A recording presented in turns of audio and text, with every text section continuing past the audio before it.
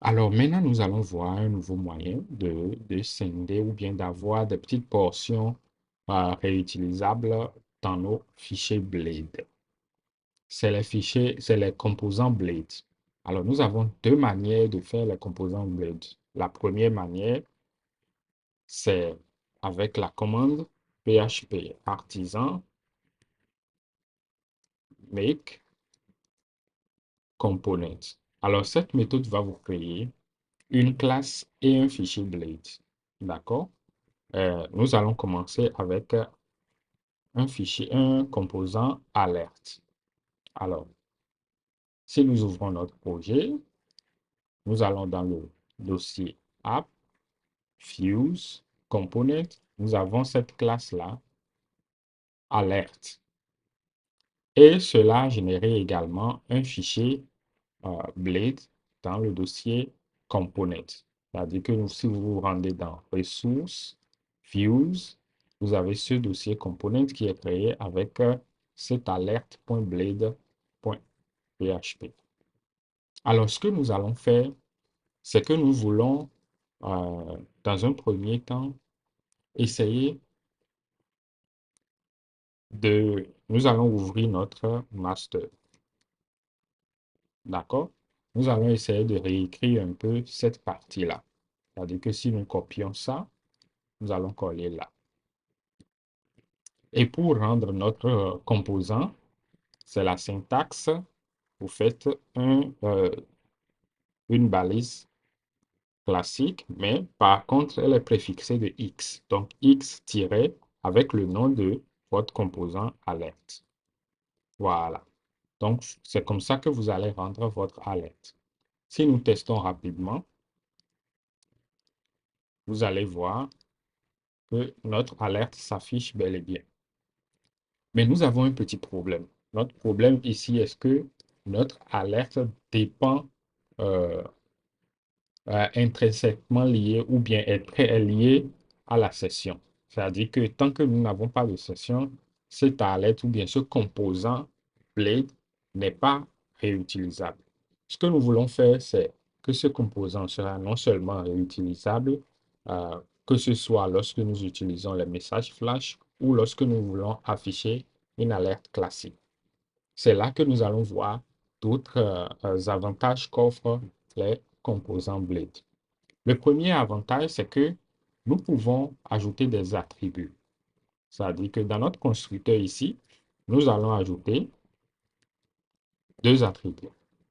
D'accord? Le premier attribut sera le type de l'alerte. Donc, on pourra dire que notre alerte est de type success, error, warning, ainsi de suite. D'accord? Et le deuxième attribut, c'est le message. Voilà. Donc, nous aurons deux attributs. Comment est-ce que ces attributs seront utilisés?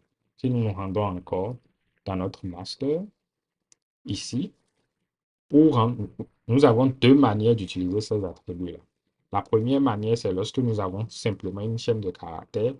Donc, nous mettons directement le nom de l'attribut là.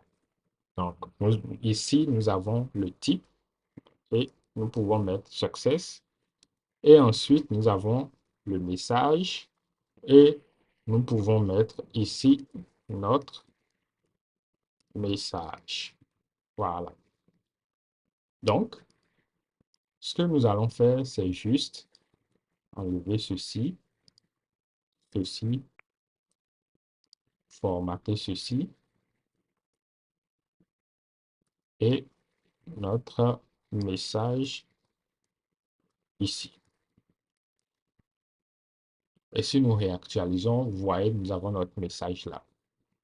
Donc déjà, nous avons créé un composant alerte de façon générique que nous pouvons afficher n'importe où. Par exemple, si nous voulons afficher ça ici, vous voyez que c'est affiché sur la page d'accueil, ainsi de suite. Maintenant, ce que nous voulons faire, c'est non seulement à la fois l'utiliser lorsque nous allons soumettre notre formulaire pour les messages de succès ou bien les messages flash, mais aussi lorsque nous allons vouloir l'utiliser de façon statique. Alors, la première des choses que nous allons faire, c'est d'utiliser ce type-là. Voilà. Nous pouvons créer, dans notre composant, nous pouvons créer une fonction, d'accord? Une méthode. La méthode, nous allons la nommer render class. Voilà. Cette méthode va prendre un paramètre, donc nous allons mettre value et retourner un match, d'accord? Donc, on va matcher ce value-là et retourner la classe correspondante. En fait, cette fonction va nous permettre de récupérer le type et d'envoyer la classe correspondante à ce type-là. OK? Donc, ici, nous avons, lorsque notre value est success, nous allons retourner un green. Lorsque notre valeur est warning, nous allons retourner un yellow. Lorsque c'est un error, nous allons retourner un red. Maintenant, comment est-ce que nous allons utiliser cette classe-là? Dans un composant Blade, lorsque vous définissez une méthode comme ceci, vous pourrez l'utiliser directement. Donc, nous allons l'utiliser ici. Nous ouvrons les doubles accolades. Vous allez l'utiliser comme si c'était une variable. Donc, nous avons ici le render class, mais c'est une fonction, donc nous pouvons l'utiliser de cette façon et ajouter maintenant notre type. D'accord? Déjà, si nous réactualisons, rien ne changera ici, mais ce qui est intéressant maintenant, c'est que si nous changeons ceci en warning, vous allez voir que la couleur va changer. Et si nous avons notre error là, nous avons notre message en rouge. Donc, nous venons de créer un composant vraiment générique où on peut définir le type et le message. Maintenant, comment est-ce qu'on pourrait l'utiliser dans le cas de notre message flash? Alors, pour l'utiliser, nous allons d'abord modifier ce message-là. Déjà, au lieu d'envoyer succès, nous allons envoyer alerte. Et notre deuxième paramètre sera un tableau. Donc, nous allons mettre notre type là. Donc, dire que c'est un success. Ensuite, mettre notre message là. Voilà. Donc, ce qui va se passer, c'est que notre session alerte va contenir un tableau qui, lui, aura un type et un message. Donc, dans notre master, ici, nous allons d'abord vérifier que notre alerte existe. Donc, un if, d'accord? Et nous allons utiliser ce helper session et dire si la session a alerte, alors nous allons afficher ce message-là. Donc, n'oublions pas notre if là.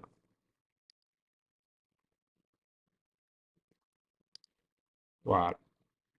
Maintenant, nous allons mettre notre type et notre message depuis l'alerte. Donc, nous avons toujours notre session. OK? Et ici, nous aurons le nom de notre session, donc dans notre cas, la session alerte. Et nous allons récupérer, comme nous avons un tableau, nous allons récupérer le type là. Mais malheureusement, cela ne fonctionnera pas. Parce que comme vous pouvez le voir ici, nous n'avons qu'une chaîne de caractères. Ce qui va se passer, c'est qu'il va rendre exactement cette chaîne de caractères-là. Regardons plutôt. Lorsque nous allons écrire un nouvel article, vous voyez, cela ne marche déjà pas parce que, effectivement, ici, nous n'avons pas un cas qui match ce que nous avons mis ici comme session. Donc, en fait, il est en train de comparer ceci dans notre match là. Donc, il ne trouve pas un équivalent. Donc, qu'est-ce que nous allons faire? Les composants Blade, vous pouvez, si vous voulez utiliser du code PHP à l'intérieur, vous devez mettre un deux points au début. Vous voyez déjà que la coloration syntaxique a changé. Et ici, pareil pour le message, nous allons mettre un deux points. Et ici, ça le souligne parce que ceci n'est pas du code PHP valide. Donc, ce que nous allons faire, c'est mettre notre message là. Voilà, comme ceci. Et si nous réactualisons, nous allons reprendre maintenant. Donc, nous avons un nouvel article. Et si nous soumettons, nous avons notre message. Article créé avec succès. Donc, voilà comment est-ce que vous pouvez créer rapidement un composant générique. Donc, nous avons ceci dans le cas de notre message flash. Mais au même moment, si nous ouvrons par exemple notre welcome, nous pouvons afficher une alerte là. Donc, dire un X alerte où nous allons définir le type, où nous allons peut-être dire que c'est un error et notre message ici, l'erreur. Voilà. Donc, si nous nous rendons sur notre page d'accueil, vous avez vu notre message. Maintenant, nous allons voir une autre notion, c'est la notion des slots. Ce que nous voulons faire maintenant, c'est au lieu de mettre notre message là, nous voulons mettre notre message directement ici. Donc, dit ici, notre erreur. Déjà, nous allons avoir une erreur parce que notre classe accepte message en paramètre. D'accord? Ce que nous allons faire, c'est l'enlever. Et ensuite, étant donné que nous avons mis notre contenu ici, pour le récupérer dans notre fichier ici, nous allons aller à la ligne rapidement. Voilà. Au lieu de mettre le message, nous allons mettre une variable slot. D'accord? Si nous réactualisons, vous voyez que ça marche bien. Donc, si vous êtes habitué à Vue, vous allez comprendre ce principe du slot là. Lorsque vous êtes dans un composant, vous mettez quelque chose à l'intérieur des balises du composant. Cela constitue le slot. Vous pouvez avoir plusieurs slots et vous pouvez avoir des slots nommés. C'est-à-dire que, outre le slot par défaut, on peut mettre un slot title ici. Alors, pour le faire, c'est X slot, d'accord, avec un attribut name. Donc, ici, on va mettre title et on pourra mettre ici notre titre. Et pour utiliser le slot, nous avons directement cette variable title qui est automatiquement disponible dans notre composant.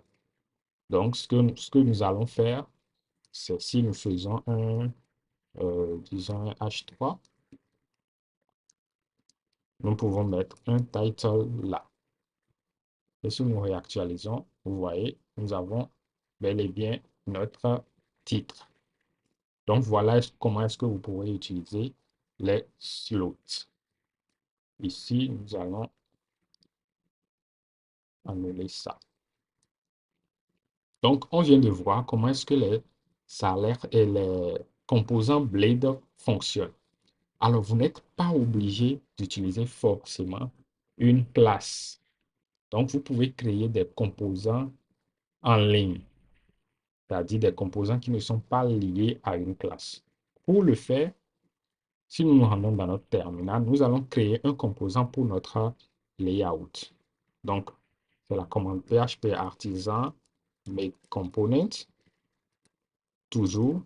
Mais ici, nous allons faire layout et nous allons utiliser le drapeau view, view. Si nous validons, vous voyez que notre composant est créé. À la différence d'ici, on n'a pas un nouveau fichier de classe qui est créé.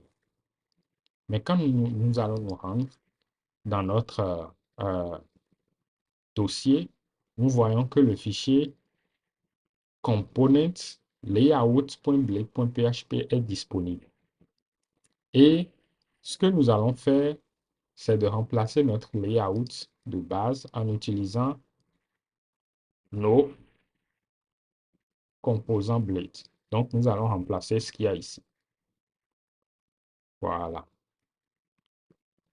Et ici, notre yield ne fonctionnera plus. Ce que nous allons faire, c'est ajouter un attribut title.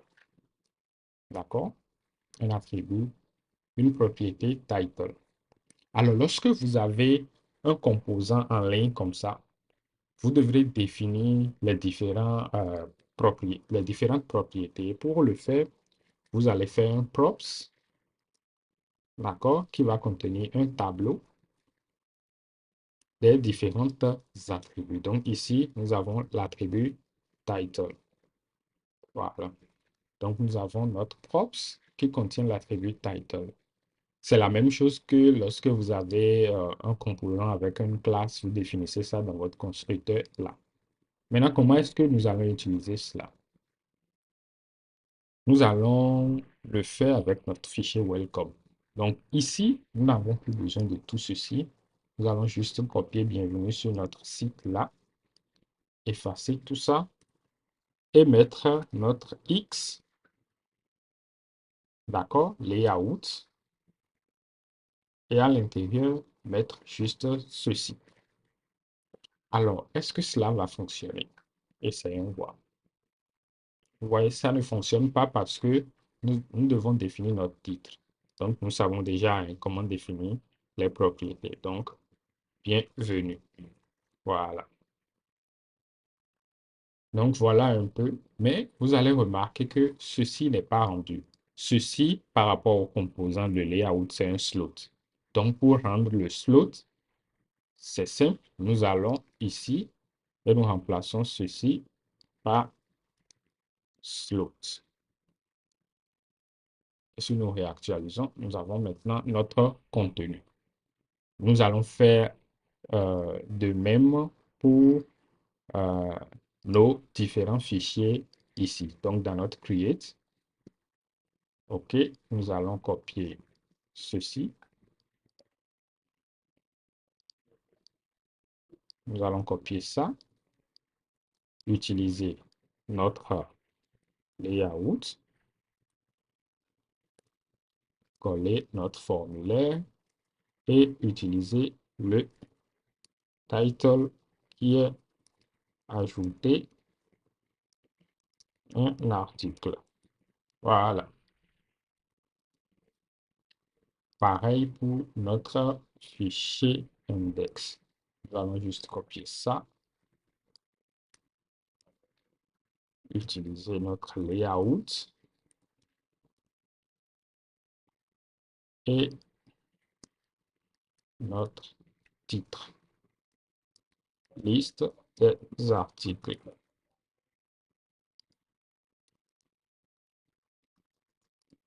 Pareil pour notre show. Nous allons copier ceci, faire notre X layout, coller cela.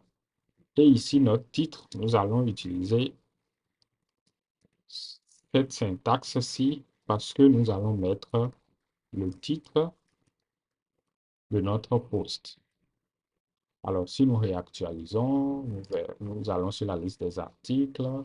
C'est bon. Si nous allons dans le détail, nous voyons que le titre de l'article est bien au niveau du titre. Ici aussi, tout fonctionne bien. Donc, nous n'avons plus besoin de ceci normalement. Ce que nous allons faire, c'est notre nav là. Créer également un composant Blade pour cela. Donc, toujours notre même syntaxe, mais cette fois-ci, c'est un composant nav. Et ici, au niveau de notre layout, au lieu d'utiliser la syntaxe include, nous allons juste utiliser un X nav. Voilà, c'est tout. Et dans notre nav, nous allons coller le contenu. Donc déjà, nous n'avons plus besoin de ce dossier-là. Si nous réactualisons, tout fonctionne comme tout à l'heure. Donc voilà un peu comment est-ce que vous pourrez utiliser les composants Blade. Vous voyez déjà que la notation, elle est bien plus courte et bien plus simple et donne plus de fonctionnalités que nos fichiers de Blade classiques. Donc, qu'est-ce que nous venons de voir? Nous venons de voir comment est-ce que nous pouvons créer nos composants Blade. Avec la commande PHP Artisan Make Component, cela va créer une classe et un fichier Blade. Dans la classe, le constructeur de la classe va accepter les différents attributs que ce composant va accepter. Nous pouvons définir d'autres fonctions à l'intérieur de cette classe-là. Et pour utiliser ces fonctions-là, nous allons juste les précéder du signe $, dans notre fichier Blade. Nous avons également la possibilité de créer des composants en ligne. Donc, les composants en ligne, c'est des composants qui ne sont pas liés à une classe. C'est la même façon de fonctionner, que ce soit pour les slots ou pour les attributs. Mais à la différence, c'est que si nous voulons définir des attributs, nous allons utiliser la notation props dans le fichier Blade.